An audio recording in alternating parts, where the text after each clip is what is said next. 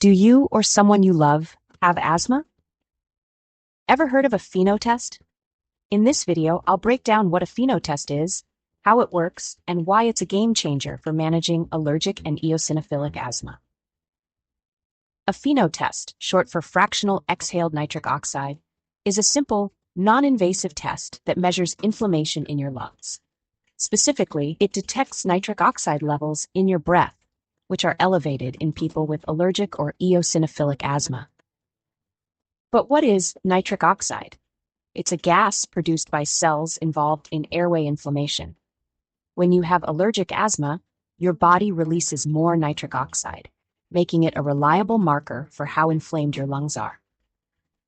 During the FENO test, you'll slowly exhale into a handheld device. Unlike other lung function tests, this one doesn't require a hard blow, just a steady, slow breath. The device measures nitric oxide in parts per billion, or ppb. Why is this important? Because even if you feel fine, your lungs might still be inflamed. A high FeNO level could mean your inhaled steroids aren't fully controlling your asthma, and your doctor might adjust your treatment to prevent future flare-ups. FeNO testing is often used alongside spirometry and other lung function tests.